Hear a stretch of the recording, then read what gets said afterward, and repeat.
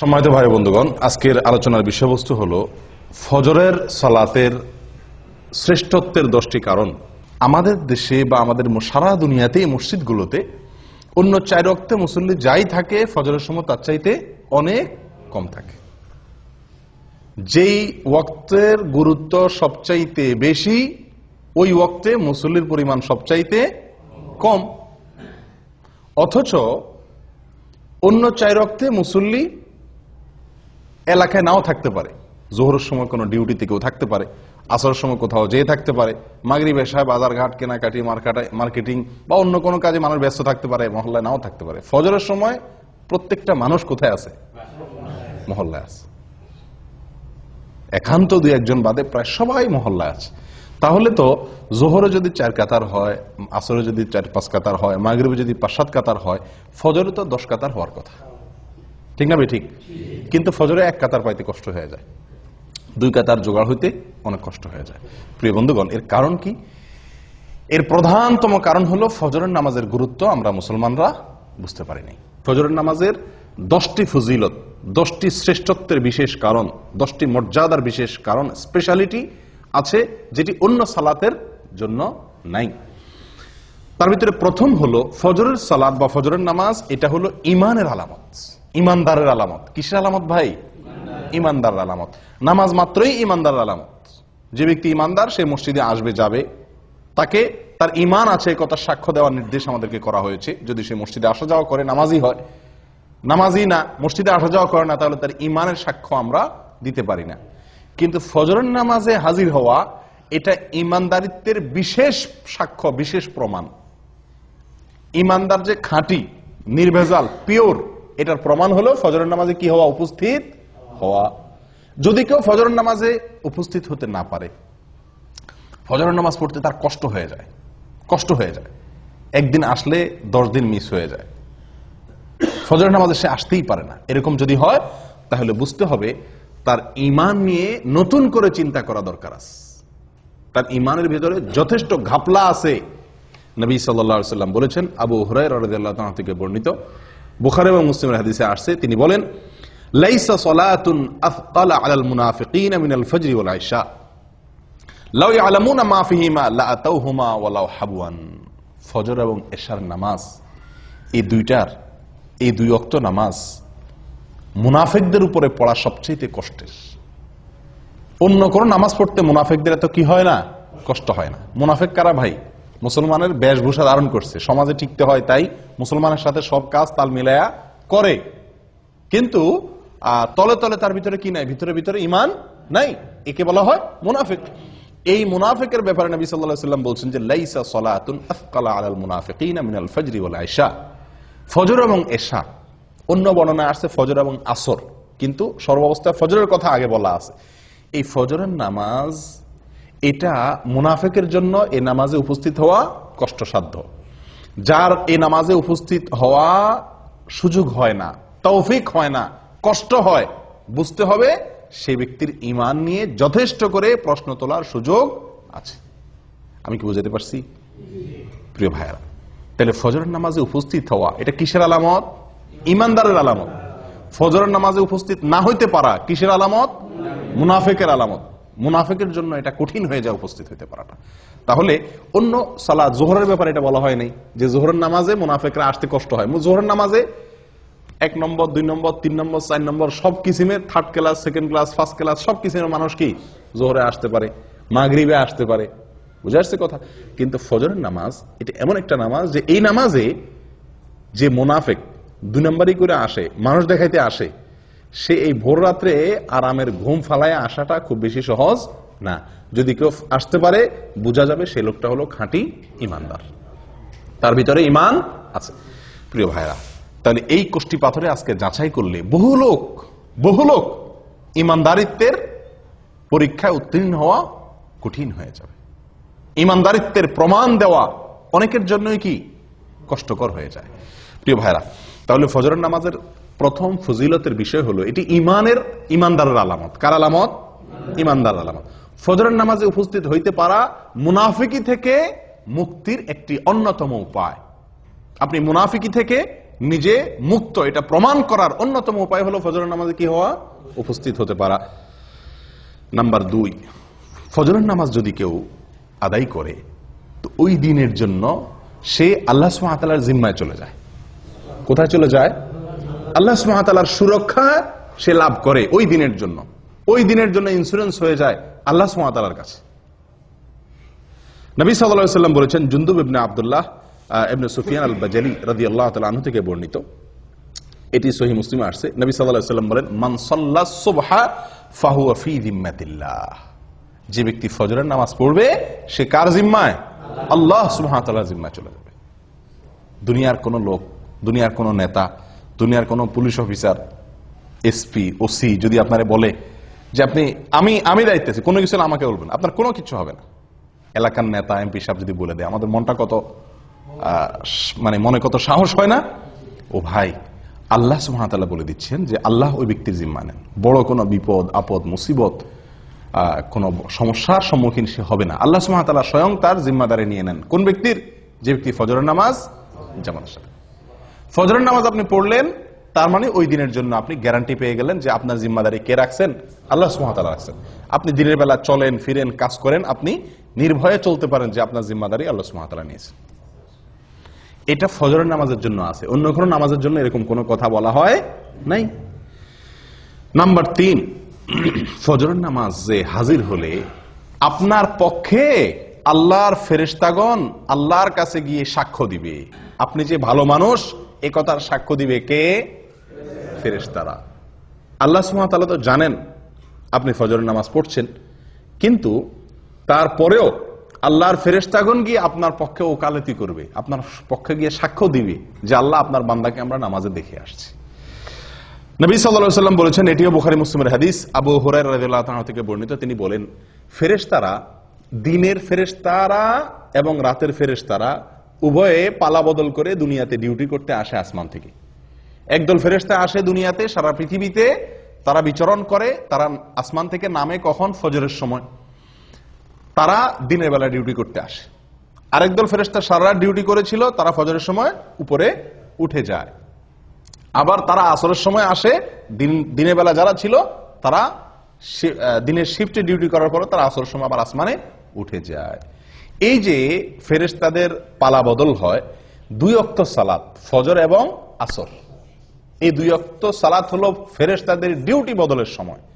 আর এই সময়ে যদি আপনি ফজরের নামাজে হাজির হন, তো এই ফেরেশতারা যখন আল্লাহর কাছে চলে যায়, তখন আল্লাহ তাআলা জিজ্ঞেস করেন তাদেরকে যে আমার বান্দাদেরকে কি অবস্থায় রেখে আসছো? বুঝে আসছে কথা? অমুককে অমুককে অমুককে অমুককে এদেরকে কি অবস্থা রেখে আসছো? তো যারা নামাজরত ছিল, আল্লাহ তাআলা তো জানেন কে কি অবস্থা আছেন। তারপর আল্লাহ তাআলা তাদের কাছ থেকে শুনে ওই নামাজি বান্দার জন্য একজন সাক্ষী আল্লাহ তাআলা সাব্যস্ত করেন, তার পক্ষে একজন সাক্ষী আল্লাহ তাআলা খাড়া করে দেন, ফেরেশতারা যেন সাক্ষী হয়ে যেতে পারে। তখন ফেরেশতারা বলে, আল্লাহ, আমরা যখন গিয়েছিলাম তখনও তারা সালাত আদায় করছিল, হ্যাঁ, আবার তারাকনাহুম ওয়া হুম ইউসাল্লুন ওয়া আতাইনাহুম ওয়া হুম ইউসাল্লুন। আমরা যখন সকালে ডিউটি করে আসছিলাম তখনও তারা নামাজ পড়তেছিল, আবার যখন বিকেলে গেলাম তখনও তারা আসরের নামাজ পড়তেছিল। ও ভাই, সেজন্য ফজরের নামাজ এবং আসরের নামাজ, তো এই ফজরের নামাজের বিষয়ে নবী সাল্লাল্লাহু আলাইহি সাল্লামের এই হাদিস থেকে বোঝা গেল যে যদি কেউ ফজরের নামাজে হাজির হয়, নামাজ পড়ে, তাহলে আল্লাহর ফেরেশতারা তার পক্ষে আল্লাহর কাছে কি দেয়? ভালো মানুষ হিসাবে, নামাজি হিসাবে সাক্ষী দেয়, সাক্ষ্য দেয়। কয়টা ফজিলত গেল? 3। 1 নম্বর হলো ইমানদারিত্বের পরিচয় ফজরের নামাজে হাজির হওয়া। মুনাফিকি খাতা থেকে নাম কাটার একটা অন্যতম সুযোগ হলো কি করা? ফজরের নামাজে হাজির হওয়া। নাম্বার 2, ফজরের নামাজ পড়লে ওই দিনের জন্য আল্লাহর জিম্মায় চলে যায়। কোথায় চলে যায়? আল্লাহর জিম্মায় চলে যায়, আল্লাহ সুবহানাহু ওয়া তাআলার দায়িত্বে চলে যায়। নাম্বার 3, ফেরেশতারা ওই ব্যক্তির জন্য কি করে? ভালো মানুষ হিসাবে তার জন্য সাক্ষ্য দেয়। ওই ব্যক্তি যে ভালো মানুষ, সে সাক্ষ্য কে দেয়? ফেরেশতারা আল্লাহ সুবহানাহু ওয়া তাআলার কাছে দেয়। নাম্বার 4, ফজরের নামাজ যদি কেউ জামাতের সাথে আদায় করে, যদি কেউ ফজরের নামাজ পড়ে, তাহলে আল্লাহ সুবহানাহু ওয়া তাআলা তাকে সারা রাত জেগে নফল ইবাদত করে সওয়াব দেয়। নবী সাল্লাল্লাহু আলাইহি সাল্লাম বলেছেন, এটি সহিহ মুসলিমে আসছে, ওসমান ইবনে আফফান রাদিয়াল্লাহু আনহু থেকে বর্ণিত, মান সাল্লাল ইশা ফি জামাআহ ফাকান্নামা সাল্লা নিসফাল লাইল ফাকান্নামা কামা নিসফাল লাইল ওয়া মান সাল্লা সুবহা ফি জামাআহ ফাকান্নামা সাল্লাল লাইলা কুল্লাহ আও ফাকান্নামা কামাল লাইলা কুল্লাহ আও কামা ক্বাল। ভাই, যদি কেউ এশারের সালাত জামাতের সাথে আদায় করে তো ওই ব্যক্তি অর্ধেক রাত দাঁড়িয়ে দাঁড়িয়ে নফল ইবাদত করলে, তাহাজ্জুদের নামাজ পড়লে যে সওয়াব পাইতো সেই সওয়াব আল্লাহ সুবহানাহু ওয়া তাআলা তাকে দিবেন। যদি এশার নামাজ কোথায় পড়ে? জামাতের সাথে মসজিদে হাজির হয়ে আদায় করে। আর যদি কেউ ফজরের নামাজ জামাতের সাথে আদায় করে তো আল্লাহ সুবহানাহু ওয়া তাআলা তাকে সারা রাত দাঁড়িয়ে তাহাজ্জুদের নামাজ পড়ার, নফল নামাজ পড়ার, রাত জেগে সারা রাত জেগে নফল নামাজ পড়ার সওয়াব আল্লাহ তাআলা তাকে দান করবেন। আপনি শুধু এশার নামাজটা জামাতের সাথে পড়ে ঘুমায় যান, এরপরে উঠে ফজরের নামাজটা জামাতের সাথে পড়েন, বাস সারাটা রাত ঘুমাইলেন, অথচ আপনার আমল নামার ডিউটি লেখা হলো আপনি নফল আমল করছেন, নফল নামাজ পড়ছেন। বিনা ডিউটিতে বেতন পাওয়ার একটা সুযোগ। কোন নামাজ? ফজরের নামাজ। কয় নম্বর গেল? 4 নাম্বার 5। ভাই, কিয়ামতের দিন ভয়াবহ অন্ধকার হবে, ভয়াবহ অন্ধকার হবে। যার যার পার্সোনাল আলো দিয়ে চলতে হবে। বিভিন্ন পরিবেশ, বিভিন্ন পরিস্থিতি কিয়ামতের ময়দানে তৈরি হবে। যারা যারা ফজরের নামাজ জামাতের সাথে পড়বে, ফজরের নামাজ পড়বে, মসজিদে এসে ফজরের নামাজ আদায় করবে, তাদের ব্যাপারে 5 নম্বর ফজিলতের বিষয় হলো কিয়ামতের দিন আল্লাহ সুবহানাহু ওয়া তাআলা তাদের জন্য ফকফকা উজ্জ্বল লাইটের ব্যবস্থা করবেন। কথা বুঝে আসছে ভাই? ঝাপসা আলো না, উজ্জ্বল আলোর ব্যবস্থা থাকবে। কাদের জন্য? ফজরের নামাজে যারা জামাতে উপস্থিত হয় তাদের জন্য। নবী সাল্লাল্লাহু আলাইহি ওয়াসাল্লাম বলেছেন, আবু দাউদ এবং তিরমিজি বর্ণিত হয়েছে হাদিসটি, বাশশিরিল মাশাঈনা ফি যলামি ইলাল মাসাজিদি বিন-নূরিত তাম ইয়াউমাল কিয়ামাহ। যারা পায়ে হেঁটে হেঁটে ভোরে ভোরে সূর্য ওঠার আগে অন্ধকারের মধ্যে, আলো আঁধারের মধ্যে যারা পায়ে হেঁটে হেঁটে মসজিদে আসে কষ্ট করে, সুসংবাদ দিয়ে দাও ওই সমস্ত আল্লাহর বান্দাদেরকে। কিসের সুসংবাদ দাও? বিন-নূরিত তাম ইয়াউমাল কিয়ামাহ, কিয়ামতের দিন পরিপূর্ণ আলোর আলো আল্লাহ সুবহানাহু ওয়া তাআলা তার জন্য দান করবেন। ওই ব্যক্তির জন্য আলোর ব্যবস্থা করবেন, পার্সোনাল আলো। সবাই অন্ধকারে নিমজ্জিত থাকলেও তাকে আল্লাহ সুবহানাহু ওয়া তাআলা তার জন্য পার্সোনাল আলোর ব্যবস্থা করে রাখবেন, স্পেশাল আলোর ব্যবস্থা থাকবে। এবং সে আলো ঝাপসা আলো না। আপনি হাঁটবেন ফজরের সময় আলো আঁধারের আলো দিয়া, কিন্তু কিয়ামতের দিন আল্লাহ তাআলা যে আলো দিবেন তার বিনিময়ে এই যে কষ্ট করে অন্ধকারে হাঁটলেন, সে আলো হবে কি? অনেক ফকফকা, অনেক পরিষ্কার ঝকঝকে পরিপূর্ণ আলো যেটাকে বলা হয়। যদি কি করা হয় ভাই? ফজরের নামাজ জামাতের সাথে আদায় করা হয়, অন্ধকারে কষ্ট করে আলো আধারিতে আপনি হেঁটে মসজিদ পর্যন্ত আসেন। নাম্বার 6, ফজরের নামাজ যদি কেউ আদায় করে তো তার বিনিময়ে আল্লাহ সুবহানাহু ওয়া তাআলা তাকে জান্নাতের সবচেয়ে বড় পুরস্কার দান করবেন। জান্নাতের সবচেয়ে বড় পুরস্কার কি ভাই? না, সেটা তো আছেই। জান্নাতের ভিতরে মানুষ যত পুরস্কার, যত নেয়ামত আল্লাহ তাআলা দিবেন, হুরে আইন দিবেন, আল্লাহ সুবহানাহু ওয়া তাআলা তাদের জন্য যে কোনো ফল দিবেন, যা চাইবে তারা তা পাবে। কত নেয়ামত থাকবে না? দুধের নহর প্রবাহিত হবে, মদের নহর প্রবাহিত থাকবে, দুনিয়ারে নাপাক গান্দা মদ না, পবিত্র মদ।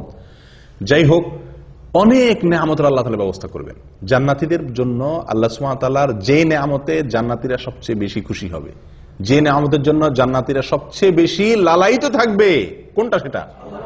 আল্লাহ দিদার, আল্লাহর সাক্ষাৎ, আল্লাহর সাক্ষাৎ। জান্নাতীদের সবচেয়ে বড় চাহিদা থাকবে যেন তারা কি করতে পারে?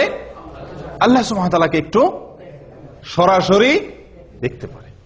যারা ফজরের নামাজ নিয়মিত পড়ছে, সব সময় ফজরের নামাজ পড়ছে এবং আসরের নামাজ পড়ছে, ফজরের নামাজ এবং আসরের নামাজ পড়ছে, এরা আল্লাহ সুবহানাহু ওয়া তাআলাকে দেখবে কিরকম জানেন? পূর্ণিমার চাঁদ, পূর্ণিমার চাঁদে, পূর্ণিমার রাতে আকাশের চাঁদ কিরকম দেখা যায়? চাঁদের 1 তারিখ, 2 তারিখ, 3 তারিখ, 4 তারিখ, 5 তারিখ এই দিনগুলোতে চাঁদ এত স্পষ্ট, এত ক্লিয়ার দেখা যায়। কিন্তু পূর্ণিমার রাতে চাঁদ কিরকম দেখা যায়? নবী সাল্লাল্লাহু আলাইহি সাল্লাম বলেন, পূর্ণিমার রাতে চাঁদ যেভাবে তোমরা দেখো পরিষ্কার, যারা সূর্য ডুবার আগে সূর্য ডুবার আগে এবং সূর্য ওঠার আগের যে নামাজ, সূর্য ডুবার আগের নামাজ হলো আসর, আর সূর্য ওঠার আগের নামাজ হলো কি? ফরজ। নবী সাল্লাল্লাহু আলাইহি ওয়াসাল্লাম বলেন এই নামাজগুলো যাতে না ছুটে, এই নামাজগুলো যেন না ছুটে, সম্ভব হলে তুমি সেই দিকটার প্রতি ভালো করে কি করো? খেয়াল করো, লক্ষ্য রাখবে যাতে এই নামাজগুলো না ছুটে। তাহলে কি হবে? ওই আল্লাহ সুবহানাহু ওয়া তাআলাকে জান্নাতের সবচেয়ে বড় নিয়ামত আল্লাহ তাআলাকে একেবারে স্পষ্টভাবে পরিষ্কার করে দেখার সুবর্ণ সুযোগ পাওয়া যাবে। আল্লাহ তাআলা আমাদের সকলকে সেই নিয়ামত দান করেন। 7 নম্বর পুরস্কার, ফজরের সালাত যারা পড়বে এবং বিশেষ করে জামাতের সাথে, তাদের জন্য জাহান্নাম থেকে মুক্তি। ওহ, কত বড় বড় পুরস্কার এক একটা। 7 নম্বর পুরস্কার কি রে ভাই? জাহান্নাম থেকে মুক্তির পরোয়ানা পাওয়া যাবে। জাহান্নাম থেকে মুক্তির পরোয়ানা পাওয়া যাবে। নবী সাল্লাল্লাহু আলাইহি ওয়াসাল্লাম বলেছেন, এটি সহিহ মুসলিমের হাদিস, লাইন ইয়ালিজান নার আহাদুন সাল্লা ক্বাবলা তুলুইশ শামসি ওয়া ক্বাবলা গুরুবিহা। ওই ব্যক্তি কখনো জাহান্নামে প্রবেশ করবে না। কিছু লোক আছে না ভাই, জাহান্নামে যাবে, ইমানদার যেহেতু, জাহান্নামের শাস্তি ভোগ করার পরে সে কোথায় আসবে? জান্নাতে আসবে। না, এরকম না। একবারে প্রথম চান্সে আপনি জান্নাতে যেতে পারবেন, ফার্স্ট চান্সে আপনি জান্নাতে যেতে পারবেন। জাহান্নামে যে সেখান থেকে এসে জান্নাতে ঢোকা লাগবে না। লাই আলিজা, কখনো প্রবেশ করবে না জাহান্নামে ওই ব্যক্তি, যে ব্যক্তি সাল্লা ক্বাবলা তুলুইশ শামসি ওয়া ক্বাবলা গুরুবিহা, যে ব্যক্তি সারা জীবন সব সময় চেষ্টা করছে ফজর এবং আসর এই 2 ওয়াক্ত নামাজ এর ব্যাপারে যত্নশীল ছিল, এই 2 ওয়াক্ত নামাজের পরে গাফলতি করে নাই, এই ব্যক্তি জাহান্নামে কখনো কি হবে না? প্রবেশ করবে না। ও ভাই, কত বড় বড় পুরস্কার এক একটা, লক্ষ্য করছেন? ফজরের নামাজের বিনিময়ে, আল্লাহু আকবার। আর এই নামাজটাতে আমরা সমাজের সবচেয়ে বেশি সংখ্যক লোক গাফেল থাকি, শুয়ে থাকি, অলসতা করি। কেউ হয়তো বলতে পারেন, আরে ভাই, এই যে জাহান্নাম থেকে মুক্তির জন্য কত আমলই তো আছে, এটা করলে জাহান্নাম থেকে মুক্তি, এটা করলে জাহান্নাম থেকে মুক্তি, ওইটা করলে জাহান্নাম থেকে মুক্তি, অনেক আমলের কথা আপনারা শুনছেন না? তো এতগুলার কি দরকার আছে? যে কোনো একটা করলে তো জাহান্নাম থেকে মুক্তি পাওয়া যায়, এরকম কারোর মনে প্রশ্ন আসতে পারে। তাদেরকে বলবো, ভাই, দুনিয়ার কোন আদালতে আপনি যদি আসামি হয়ে যান, তাহলে আসামির খাতা থেকে নাম কাটানোর জন্য আপনি কতগুলো পথ ধরেন? যত পথ আছে সবগুলা পথ ধরেন না? পয়সা রেডি রাখেন, যদি লাগে পয়সা দিয়া মামলা ডিসমিস করাইতে হবে। রাজনৈতিক কোন লিঙ্ক যদি থাকে, কাউকে দিয়ে হেলো করায় যদি ছাড়া পাওয়ার সুযোগ থাকে, তাহলে লিঙ্ক কোথায় কোথায় আছে সেগুলো খুঁজেন, কি খুঁজেন না। এরপরে আপনার নিজেকে নির্দোষ প্রমাণ করার জন্য কাগজপত্র যেগুলো জোগাড় করা দরকার সেগুলো জোগাড় করেন। এত কিছুর পরেও আবার যদি জেলে যাওয়া লাগে, তাহলে সংসার ব্যবসা বাণিজ্য কেমনে চলবে সেই ব্যবস্থাও রাখেন। অর্থাৎ আপনার সাধ্যে যতগুলো ওয়ে আছে সকল ওয়ে আপনি অবলম্বন করেন, উদ্দেশ্য যেন মামলাটা ডিসমিস করানো যায় দুনিয়ার আদালতে। ঠিক না ভাই? ঠিক। ও ভাই, আখিরাতের আদালতে কোনো মামুখালু চলবে না, ঘুষ ঘাস চলবে না, হায় হেলো চলবে না। সেই জায়গাতে মুক্তির জন্য, সেই জায়গায় মুক্তি তো চিরকালের জন্য মুক্তি, সেই জায়গায় ধরা তো চিরকালের জন্য ধরা, তারপরে আর কোনো কোর্ট নাই, আদালত নাই। তাহলে সেখান থেকে মুক্তির জন্য একজন ইমানদার মানুষ যেই আমল শুনবে যে এই আমল করলে জাহান্নাম থেকে বাঁচা যাবে, খপ করে সেই ওই আমলটাকে ধরবে। ঠিক না বেঠিক? যে বিশ্বাস করবে জাহান্নামকে, সে তো একটা দুইটা ওই অবলম্বন করে এটা বলবে না, তুষ্ট হবে না যে ঠিক আছে তো জাহান্নাম থেকে বাঁচার জন্য যে একটা কাজ করছি তো খালাস হয়েছে তো, এরকম করবে। বরং কারণ আমার সেটার মাধ্যমে যে আমি জাহান্নাম থেকে মুক্তি পাবো, আমার সে আমলটা যে সলিড হয়েছে, পিওর হয়েছে, আল্লাহর কাছে গ্রহণযোগ্য হয়েছে, তার কোনো গ্যারান্টি তো নাই। এজন্য যতগুলো ওয়ে আছে জাহান্নাম থেকে বাঁচার জন্য, তার সবগুলো অবলম্বন করবে একজন ইমানদার মানুষ। অতএব ফজরের নামাজে হাজির হওয়া, ফজরের নামাজ নিয়মিত পড়া, এটি জাহান্নাম থেকে মুক্তির একটি অন্যতম উপায়। এবং এখানে শব্দটি লাই ইয়ালিজান নার, নবী সাল্লাল্লাহু আলাইহি ওয়াসাল্লাম বলেছেন লাই ইয়ালিজান না, কখনো জাহান্নামে প্রবেশ করবে না। আল্লাহু আকবার। তাহলে বোঝা যায় ফার্স্ট চান্সে সে কোথায় চলে যাবে? জান্নাতে চলে যাবে। আল্লাহ আমাদের সকলকে তৌফিক দান করেন।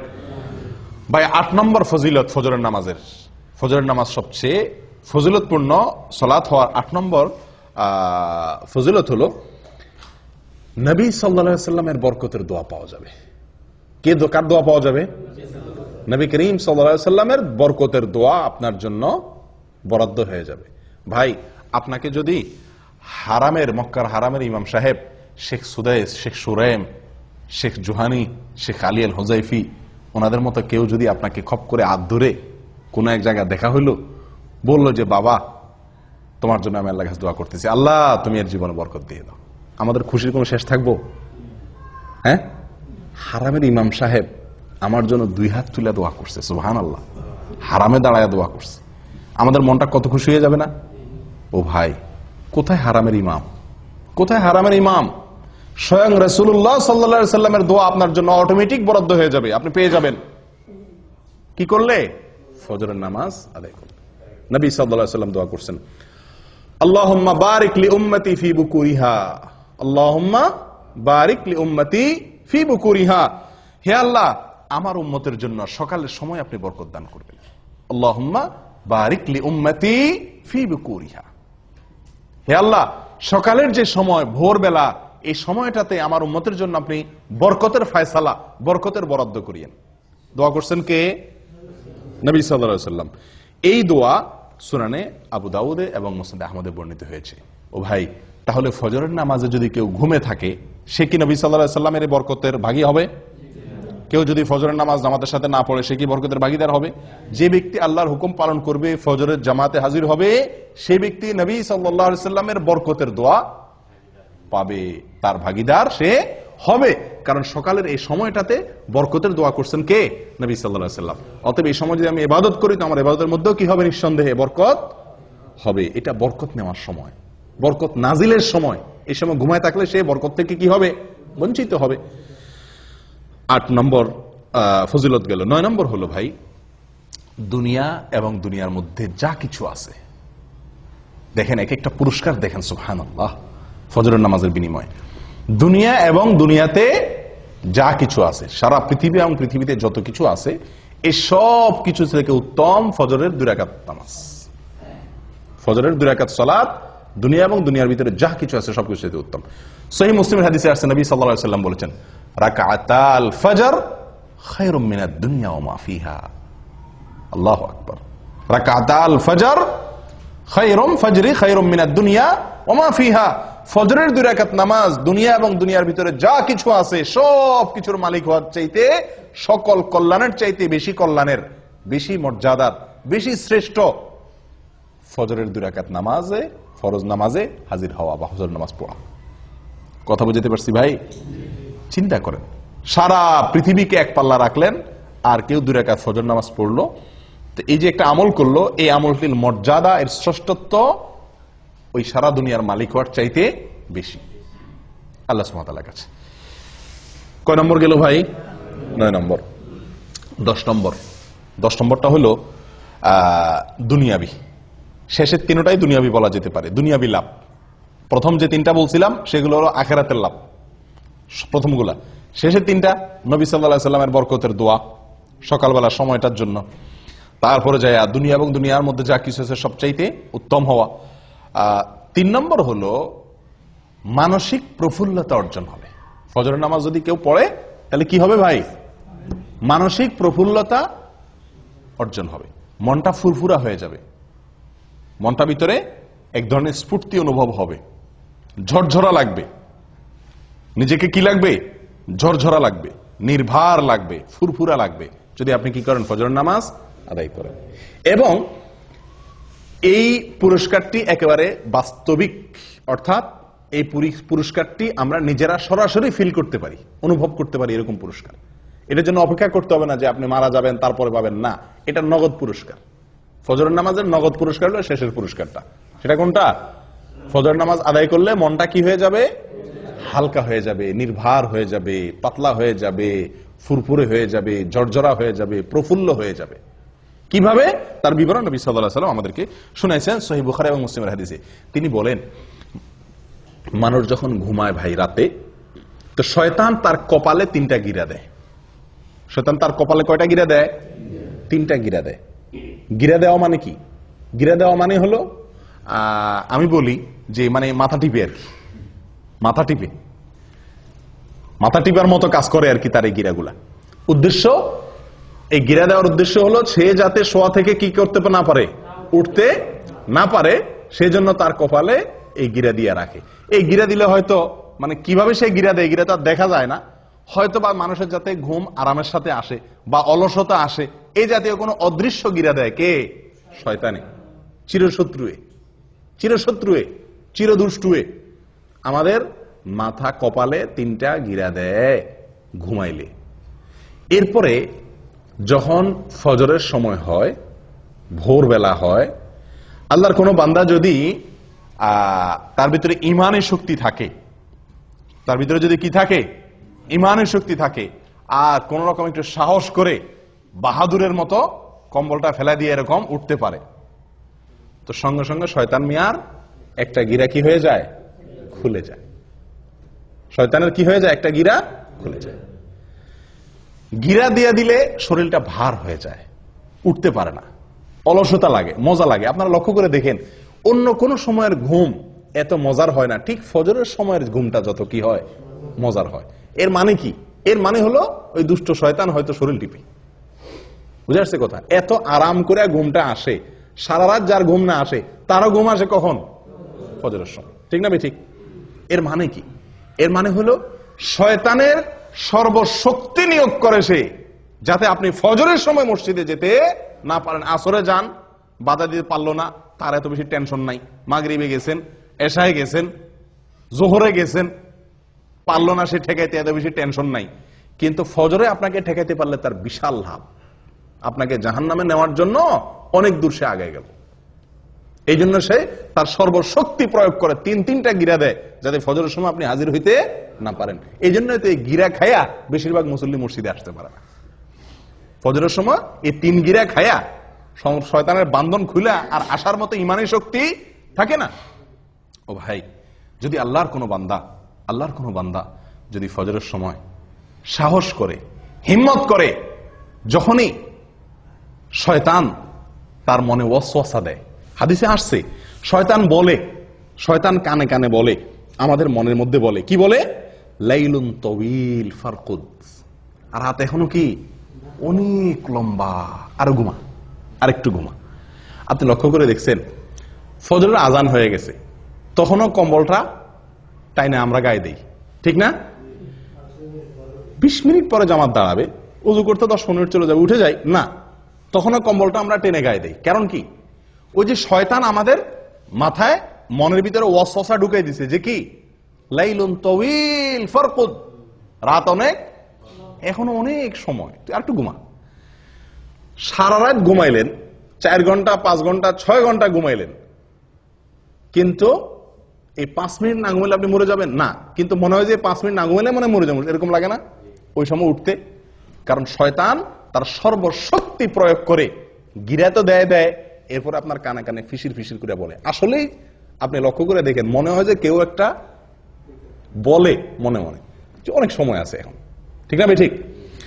ও ভাই, তো আল্লাহর কোনো বান্দা যদি ঘুম থেকে উঠে যেতে পারে কম্বল ফেলে দিয়ে, আমি নবী সাল্লাল্লাহু আলাইহি সাল্লামের বরকতের দোয়া নিতে চাই, আমি জান্নাতে এক চান্সে যেতে চাই, জান্নাতে গিয়ে আল্লাহ তাআলাকে একেবারে পরিষ্কার পূর্ণিমার চাঁদের মতো আল্লাহ সুবহানাহু ওয়া তাআলাকে দেখতে চাই, আমি জাহান্নাম থেকে মুক্তি চাই, আমি ঈমানদারিত্বের পরিচয় দিতে চাই, মুনাফিকের খাতা যেন নাম লেখা না হয়, আমি আল্লাহর নিরাপত্তার ভেতরে প্রবেশ করতে চাই, আমি ফেরেশতাদের সাক্ষ্য পেতে চাই, আমি সারা রাত জেগে ইবাদতের সওয়াব পেতে চাই, আমি কিয়ামতের ময়দানে উজ্জ্বল আলো যেন হয় আমার জন্য, তার ভাগীদার যেন আমি হতে পারি, সেটা চাই।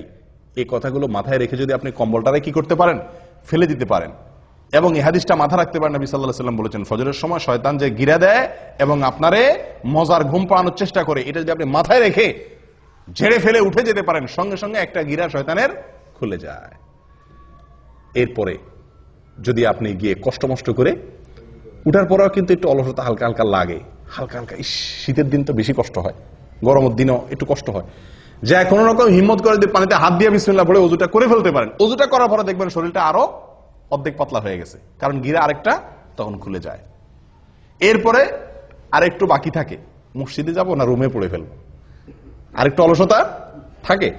এরপরে যদি সাহস করে বাইর হয়ে যান হিম্মত হয়ে মসজিদের দিকে, এবং আসেন ফজরের নামাজটা যদি পড়ে ফেলতে পারেন কোন রকম, সঙ্গে সঙ্গে 3 নম্বর গিরাও কি খুলে যায়, শরীর ফুল পাতলা হয়ে যায়। এই যে নবী সাল্লাল্লাহু আলাইহি সাল্লামের হাদিসটি, 3টা গিরা খুলে শরীর পাতলা হয়ে যাওয়া, নির্ভর হয়ে যাওয়া, এটা আমরা বাস্তবে সব সময় অনুভব করার সুযোগ আছে, আছে না নাই? আমরা সবাই অনুভব করি, হয়তো খেয়াল করি না।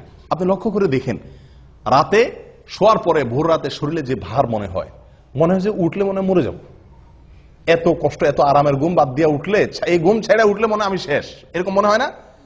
কিন্তু উঠা বসার পরে, কম্বলটা ছেড়ে দিয়ে নামার পরে দাঁড়াতে পারলে মনটা অনেকটা পাতলা মনে হয়, ঠিক না? ঠিক, অনেকটা পাতলা, কারণ যে গিরা খুলে গেছে। ওযু করার পরে আরো পাতলা মনে হয়, হালকা হয়ে গেছে। আর ফজর পড়ার পরে তো একেবারে পরিপূর্ণ ফ্রেশ হয়ে যায় মনটা। আমি কি বুঝাতে পারছি ভাই? একদম ফ্রেশ হয়ে যায় ফজরের সালাত জামাতের সাথে আদায় করার পরে। একজন মানুষ ফজরের নামাজ না পড়ে, কোনোদিন আপনি ফজরের নামাজ না পড়ে কাজে যান, উঠেন, অন্যান্য কাজে লাগেন, আপনি যতই কাজ করেন আপনার মনের ভিতরে এক ধরনের ভার, এক ধরনের আনফ্রেশনেস আপনি অনুভব করবেন। কিন্তু যদি ফজর নামাজ জামাতে পড়তে পারেন তাহলে ইনশাআল্লাহ ওই দিনটা আপনার মনটার মধ্যে কি থাকবে? ফুরফুরে একটা ভাব থাকবে। ও ভাই, তাহলে গিরা খোলার কাহিনী বুঝতে পারছেন তো? আমরা তো বলি যে দুনিয়ার কোনো কাজে যদি আপনি আরামের ঘুম বাদ দিয়ে উঠেন, মেজাজটা গরম হয় না? সামনে কেউ কিছু বললেও খিটখিটে মেজাজ লাগে, ঠিক না? ঠিক। এরপরে আপনি উঠলেন, ঘুম থেকে উঠে যাইতেছেন, যত দূর সামনে আগান তত মেজাজ আরো খারাপ হয়, ঠিক না? ঠিক। আপনি ঘুমের মধ্যে আছেন, হঠাৎ করে আপনার মালিকে বসে ফোন দিয়ে বসছে, এই তাড়াতাড়ি আসো। আপনি ফোন কাইটা উঠলেন, ঘুমটা খুব জমছিল, শীতের দিন, উঠে বাইরে হয়েছেন, যতদূর সামনে আগান মেজাজ আরো গরম হয় না? আস্তে আস্তে বাইরে আসছেন, উফ আরো ঠান্ডা, আরো মেজাজ আরো গরম হয় না? শরীরটাতে এক ধরনের মানুষ অপ্রস্তুতি ভাব চলে আসে, মানুষের মধ্যে বিরক্তির ভাব চলে আসে, ঠিক না? ঠিক। কিন্তু যদি কেউ ফজরের নামাজ জন্য উঠে, এই প্রত্যেকটা কাজের পরে উঠলো, ওযু করলো, নামাজ পড়লো, পটপট করে শরীরটা আরো কি হতে থাকে? পাতলা হতে থাকে। কারণ যে শয়তান ওটাকে ভার করে রাখছে, আল্লাহ সুবহানাহু ওয়া তাআলা ইবাদতগুলোর মাধ্যমে তাকে আল্লাহ তাআলা কি করে দেন? পাতলা করে দেন। তাহলে ভাই, যদি কেউ ফজর নামাজ আদায় করে, নবী সাল্লাল্লাহু আলাইহি ওয়াসাল্লাম বলেছেন, ফাআসবাহা নাশীতান তিবান নাফস, ফজর নামাজ আদায় করতে পারলে, তিনি গিরা খুলে গিয়ে সে ব্যক্তি হাসি খুশি, প্রফুল্ল এবং পবিত্র মন নিয়ে তার দিনটা শুরু করে। আর যদি কেউ ফজর নামাজ না পড়তে পারে, ওয়াইল্লা আসবাহা খাবিসান নাফসি কাসলান, সারাটা দিন তার শরীর মেজমেজ, অলসতা, এগুলা করতে করতে চলে যায়। আপনি পরীক্ষা করে দেখেন। আল্লাহ তাআলা আমাদের সকলকে এই ফজরের গুরুত্ব বোঝার তৌফিক দান করেন। 10টি গুরুত্ব, 10টি ফজিলতের কথা আমরা শুনলাম। আমি আবারও বলছি একটি একটি করে। নাম্বার 1, ফজরের নামাজ মুনাফিকদের জন্য কঠিন হয়, ঈমানদারদের জন্য সহজ হয়। অতএব ফজর নামাজে হাজির হতে পারা ঈমানদারের পরিচয়। নাম্বার 2, ফজর নামাজে হাজির হলে তার জিম্মাদারি কে নেয়? আল্লাহ সুবহানাহু ওয়া তাআলা নেন। ওই দিনের জন্য আল্লাহ জিম্মাদারি নিয়ে নেন, আল্লাহর নিরাপত্তার ভিতরে সে প্রবেশ করে যদি ফজর নামাজ আদায় করে। নাম্বার 3, ফেরেশতারা আল্লাহ সুবহানাহু ওয়া তাআলার কাছে গিয়ে ওই ব্যক্তির পক্ষে কি দেয়? সাক্ষ্য দেয় যে সে সালাত আদায় করছে, ভালো কাজ করছে। নাম্বার 4, যদি কেউ ফজর নামাজ জামাতের সাথে আদায় করে, তো আল্লাহ সুবহানাহু ওয়া তাআলা তাকে সারা রাত দাঁড়িয়ে তাহাজ্জুদের নামাজ পড়ার সওয়াব, নফল নামাজ পড়ার সওয়াব দান করেন। নাম্বার 5, ফজর নামাজ যদি কেউ জামাতের সাথে পড়ে, আলো আধারিতে কষ্ট করে মসজিদে আসে নিয়মিত, তো আল্লাহ সুবহানাহু ওয়া তাআলা তার বিনিময়ে কিয়ামতের দিন তাকে পরিপূর্ণ আলোর ব্যবস্থা করেন, তার জন্য স্পেশাল, তার জন্য আলোর ব্যবস্থা করেন কিয়ামতের দিন। 6 নম্বর পুরস্কার হলো আল্লাহ সুবহানাহু ওয়া তাআলাকে দেখা জান্নাতীদের সবচেয়ে বড় পুরস্কার, সবচেয়ে বড় পুরস্কার। এই পুরস্কারটি সে শুধু পাবে তা নয়, পূর্ণিমার চাঁদ যেরকম মানুষ দেখতে পারে পূর্ণিমার রাতে, আল্লাহ সুবহানাহু ওয়া তাআলাকে সেই এরকম পরিষ্কার ভাবে দেখতে পারবে। এবং সে না, সব জান্নাতীরা কেউই ভিড় করবে না আল্লাহকে দেখার জন্য। দেখার জন্য একটা জিনিস দেখতে গেলে, অনেক লোক দেখতে গেলে ভিড় করে অনেক সময় দেখা লাগে না, আল্লাহ সুবহানাহু ওয়া তাআলাকে সেরকম ভিড় করে দেখতে হবে না। এক কথা, আল্লাহ সুবহানাহু ওয়া তাআলার সাথে সাক্ষাৎ নসিব হবে, দিদার নসিব হবে। কি করলে? ফজর নামাজ জামাতের সাথে আদায় করলে, নিয়মিত আদায় করলে। 7 নম্বর আমল ভাই, 7 নম্বর আমল হলো জাহান্নাম থেকে মুক্তির পরোয়ানা পাওয়া যাবে।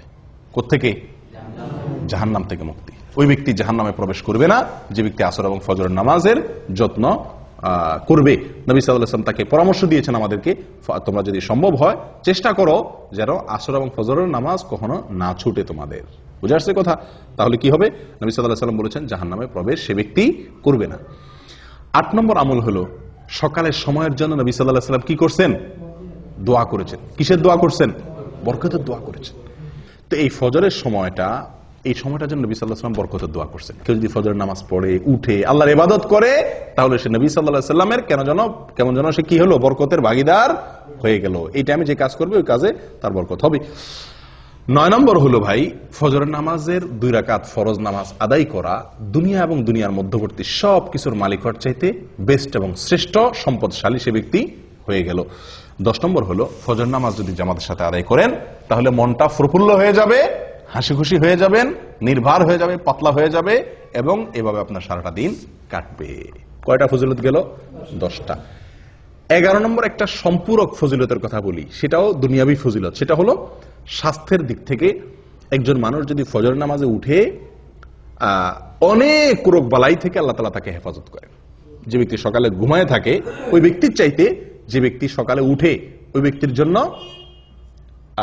স্বাস্থ্যগত দিক থেকে সে ব্যক্তি অনেক বেশি ভালো থাকে। দেখুন আমাদের ইয়েতে উর্দুতে একটা প্রবাদ বা হিন্দিতে একটা প্রবাদ আছে, সুবাহ কি হাওয়া হাজার বিমারিও কি দাওয়া। সকালবেলার হাওয়া এটা হাজার হাজার রোগের ঔষধ। একজন মানুষ যদি ফজরের নামাজের সময় উঠে ফজরের নামাজের সময় মসজিদে আসে পায়ে হেঁটে, তাহলে সকালে হাওয়া তার গায়ে লাগবে কি লাগবে না? যে ঘুমা রয়েছে 7টা-8টা বাজে উঠছে তার তো এই নসিব হয় নাই। তাহলে স্বাস্থ্যের জন্য এটা কি অত্যন্ত ভালো সকালে ফজর নামাজ জন্য উঠতে পারা। ও ভাই, আমাদের বিশেষ করে প্রবাসে এবং দেশেও বহু লোককে দেখা যায় ফজরের নামাজ পড়ে। কখন পড়ে? সূর্য ওঠার পরে, মানে তার মন মতো। সোজা কথা, সকাল 7টা অথবা 8টা বাজে ফজরের নামাজ পড়ে। আবার হাদিসও দেয় অনেকে। হাদিস কি? নবী সাল্লাল্লাহু আলাইহি ওয়াসাল্লাম বলেছেন, মান নামা আন সালাতিন আও নাসিয়াহা ফালইউসাল্লিহা ইযা যাকারাহা ফাইন্না যালিকা ওয়াক্তুহা। নবী সাল্লাল্লাহু আলাইহি ওয়াসাল্লাম বলেছেন, যদি কেউ ঘুমায় যায়, ঘুমের কারণে উঠতে না পারে, অথবা ভুলে যায়, তাহলে তার যখন স্মরণ হবে বা ঘুম ভাঙবে তখনই তার নামাজ পড়বে, তার গুনাহ হবে না, ওইটাই তার জন্য নামাজ। বাহ! এই হাদিস দেখায় 12 মাস বহু লোক আছে ওই ফজরের নামাজের সময় উনি ঘুমায় থাকেন। উনি 8টা বাজে, 7টা বাজে, 9টা বাজে উঠা মাশাআল্লাহ করে নামাজ পড়েন, এবং এটা 12 মাস বা বেশিরভাগ সময়। এরকম বহু লোক আছে না? আমি বহু লোক দেখছি, জিজ্ঞাসা করছি তো উনি হাদিস শুনে দিয়েছেন। নবী সাল্লাল্লাহু আলাইহি ওয়াসাল্লাম বলছেন ঘুমায় গেলে মাফ, ঘুম থেকে উঠে পড়বেন। বাহ! ঘুমায় গেলে কার জন্য মাফ? যে ব্যক্তি ঘুম থেকে উঠতে পারে নাই, কদাচিৎ হঠাৎ একদিন ঘটে গেছে, অ্যালার্ম দিয়ে রাখছে, সবারে বলে রাখছে, আজানও শুনে নাই, সবগুলো মিস হয়ে গেছে, ঘুম এত ভার হয়ে গেছে, অ্যাক্সিডেন্টলি একদিন হয়ে গেছে, তার জন্য এটা। নবী সাল্লাল্লাহু আলাইহি ওয়াসাল্লামের নিজেরও একদিন ফজর নামাজ ছুটে গেছে। ঘুম থেকে উঠছেন সূর্য ওঠার পরে, ওনার সাথে সব সাহাবীরা মিলে সফরে ছিলেন, শরীর ক্লান্ত ছিল, ঘুম আসছে, একজনকে উনি পাহারাদার রাখছেন। অ্যালার্ম ঘড়িতে তখন ছিল না, একজনকে পাহারাদার রাখছেন, বলছেন তুমি ডাইকে দিবা। এই বেচারারও কি এসে গেছে? ঘুম এসে গেছে। আসলে এবার সবাই ঘুম, ফজর নামাজের রক্ত শেষ, সূর্য উঠে গেছে, যখন রোদ লাগা শুরু হয়েছে এবার সবাই আস্তে আস্তে ঘুম ভাঙছে। নবী সাল্লাল্লাহু আলাইহি ওয়াসাল্লামকে আল্লাহ সুবহানাহু ওয়া তাআলা এই এক ওয়াক্ত জীবনে ফজর নামাজ দেরি করায়া পড়াইছেন আমাদের শেখার জন্য। আমাদের কিসের জন্য? শেখার জন্য, যেন এরকম জীবনে হইলে কি করব সেই পদ্ধতি আমরা জেনে নিতে পারি। কিন্তু এটা ওনার জীবনে কয়বার হয়েছে? একবার। আর আপনি প্রতিদিন সে কাম করবেন। ওনার যুগে তো অ্যালার্ম আলা ঘড়ি ছিল না, মসজিদের মাইকের আজান শোনা যেত না। আপনার যুগে সব ব্যবস্থা আছে, আপনি 4-5বার অ্যালার্ম দেন, মাশাআল্লাহ, বিমান তো মিস হয় না, রেলগাড়ি তো মিস হয় না, ডিউটি টাইম তো মিস হয় না, ফজর কেমনে মিস হয়? হ্যাঁ, ওখানে তো মিনিট সেকেন্ড হিসাব করে আসেন, ফজর নামাজ তো মিনিট সেকেন্ড হিসাব করে আসার দরকার হয় না, ঠিক না ঠিক? তাহলে এখানে কিভাবে মিস হয়? এগুলো সব হলো গাফলতি। এগুলো সব হলো কি? গাফলতি। আল্লাহ সুবহানাহু ওয়া তাআলা বলেছেন, ফাওয়াইলুল লিল মুসাল্লিন আল্লাযীনা হুম আন সালাতিহিম সাহুন। নামাজ পড়লেই শুধু হবে না, গাফলতি করবেন, অলসতা করবেন, 4 ওয়াক্ত পড়বেন, 1 ওয়াক্ত পড়বেন না, এই টাইপের মুসল্লি সবচাইতে আজকে বেশি। 4 ওয়াক্ত হাজির হয়, ফজরে আসে না, 3 ওয়াক্ত হাজির হয়, 2 ওয়াক্ত পড়ে না সুবিধা মতো, অথবা যখন উঠে তখন। ভাই, এভাবে আদায় করলে কখনো নাজাত বা মুক্তি পাওয়া যাবে না। যে নামাজটা সবচেয়ে গুরুত্বপূর্ণ, যে নামাজটা পড়তে কষ্ট হয়, এটার মর্যাদা সবচেয়ে বেশি, এটার গুরুত্ব সবচেয়ে বেশি দিতে হবে। অতএব আপনি এই অজুহাত দিতে পারবেন না যে আমি ঘুমায় গেছি এই জন্য 8টা-9টা বাজে উঠা পড়ছি। এটা একদিন হতে পারে, সবসময় হতে পারে এটা। আপনি যদি অ্যালার্ম দিয়ে রাখেন, বেনামাজি লোক থাকলে বাদ দেন, আজকে দেরিতে শুয়েছি সেজন্য নামাজ বাদ গেছে, তাহলে কালকে আমি তাড়াতাড়ি শুয়ে যাই। চেষ্টা করলে এই সমস্যা থেকে বের হয়ে আসা সম্ভব কি সম্ভব না? অতএব 12 মাসের জন্য 8টা 9টা বাজে যারা নামাজ পড়েন তারা জেনে রাখবেন তাদের এই নামাজ মন মতো নামাজ হবে। কোম্পানির ডিউটি আপনাকে একটা টাইম বেঁধে দিয়েছে এতটা থেকে এতটা, আপনি মন মতো অন্য টাইমে যা ডিউটি করে চলে আসছেন, কি বলেন? বেতন দিবে আপনারে? আপনাকে বলছে 8টা to 5টা তোমার ডিউটি, আপনি 8টা to 5টা অন্য কোনো কাজ করে ঘুরে ঘেরা সমনষ্ট করে ঘুমায় টুমায় থাকলেন, 5টার পরে যায় কেউ নাই, আপনি ঘুরে ঘেরা 5টার পরে 8 ঘন্টা যায় বয়ে থাকলেন, টুকটাক কিছু কাম কাজ করলেন, মাস শেষে করুন বেতন দেন, আপনারা দিবে কেউ বেতন? কোনো পাগলে? আল্লাহ সুবহানাহু ওয়া তাআলা বলেছেন ইন্নাস সালাতা কানাত আল মুমিনিনা কিতাবাম মাওকুতা, সালাত নির্দিষ্ট সময় আল্লাহ তাআলা নির্ধারিত করে রাখছেন, নির্দিষ্ট সময়, ওই সময় পড়তে হবে। আপনার মন মতো 9টা বাজে ঘুম থেকে উঠে ফজর পড়লে আদায় হবে না, এটা হঠাৎ একদিন হতে পারে বিশেষ কোনো কারণে, বিশেষ কোনো অজুহাতে। ও ভাই, ফজরের এই নামাজটির গুরুত্বের আরো কয়েকটি দলিল আছে ভাই। কোরআনে আল্লাহ সুবহানাহু ওয়া তাআলা শপথ করেছেন সকালের সময়টার, দিন এবং রাতে 24 ঘন্টার ভিতরে যে কয়েকটি সময় সবচেয়ে মূল্যবান তার ভিতরে একটা হলো এই সকালবেলা। আল্লাহ সুবহানাহু ওয়া তাআলা কোরআনে শপথ করেছেন ওয়াল ফাজরি ওয়া লায়ালিন আশ, ফজরের শপথ, কারণ ফজর টাইমটা গুরুত্বপূর্ণ। আল্লাহ সুবহানাহু ওয়া তাআলা বলেছেন ওয়াস সুবহি ইযা আসফার, বলছেন কি বলেন নাই? সকালের শপথ, কারণ সকালের টাইমটা গুরুত্বপূর্ণ, ভোরের টাইমটা। আল্লাহ সুবহানাহু ওয়া তাআলা এরকম কোরআনে বহু জায়গায় এরকম নির্দেশ করেছেন। এক জায়গায় বলেছেন ওয়াসাব্বিহ বিল আশি ওয়াল ইবকার, সকালে এবং সন্ধ্যায় এই দুই টাইমে আল্লাহর পবিত্রতা বর্ণনা করো, ইবাদত করো, নামাজ পড়ো। ও ভাই, তাহলে এই টাইমটার গুরুত্ব বোঝা গেছে তো? অতএব এই টাইমটার প্রতি যত্ন রাখতে হবে। ভাই, ফজর নামাজ পড়তে কষ্ট কেন হয়?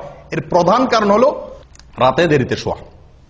ফজরের নামাজ জামাতের সাথে পড়তে না পারা, টাইম মতো পড়তে না পারা, উঠতে না পারার মূল কারণ কি? রাতে দেরিতে শোয়া। আমাদের আয়েশা বলেছেন নবী সাল্লাল্লাহু আলাইহি ওয়াসাল্লামের বিষয়ে যে কানা ইয়াকরাহুন নাওমা ক্বাবলা আল আইশা ওয়াল হাদিসা বাদা, নবী সাল্লাল্লাহু আলাইহি ওয়াসাল্লাম এশার আগে কথা বলা এটা তার খুব অপছন্দের কাজ ছিল। এশার আগে ঘুমানোটা অপছন্দের কাজ ছিল, আর এশার পরে কথাবার্তা বলাটা তার অপছন্দের কাজ ছিল। দিনী কথা, স্বামী স্ত্রীর কোনো দরকারি কথা, এটা ছাড়া অন্য কোনো কথা তার পছন্দ ছিল না। আর আমাদের আড্ডাবাজি শুরুই হয় কখন? এশার পরে, 11টা 12টা 1টা বাজে। তো এই বাঁচতে বাঁচতে শুতে শুতে যদি দেরি হয়, এই জন্য ফজরের সময় উঠতেও কি হয়ে যায়? কষ্ট হয়ে যায়। ভাই, আমার নামাজ আমার জান্নাত, আমার নামাজ আমার জীবন, আমার নামাজ আমার জাহান্নাম থেকে মুক্তির কারণ, আমার এই ফজর আমার কিয়ামতের দিনের আলো, আমার এই ফজর আমার নবীর দোয়া, আমার এই ফজর এটা ফেরেশতাদের সাক্ষ্য আমার পক্ষে পাওয়া, আমার এই ফজর মানে আমার সারাদিনের গ্যারান্টি আল্লাহর কাছ থেকে নিয়ে নেওয়া। এত বড় ফজিলতের আমল, এটা আমাকে ফজরের সময় করতে হবে। এটা যদি মাথায় থাকে তাহলে রাতে শুইতে কি হবে না? দেরি হবে না। আল্লাহ তাআলা আমাদের সকলকে তৌফিক দান করুক। জাযাকুমুল্লাহ ওয়া আখিরু দাওয়ানা আলহামদুলিল্লাহি রাব্বিল আলামিন।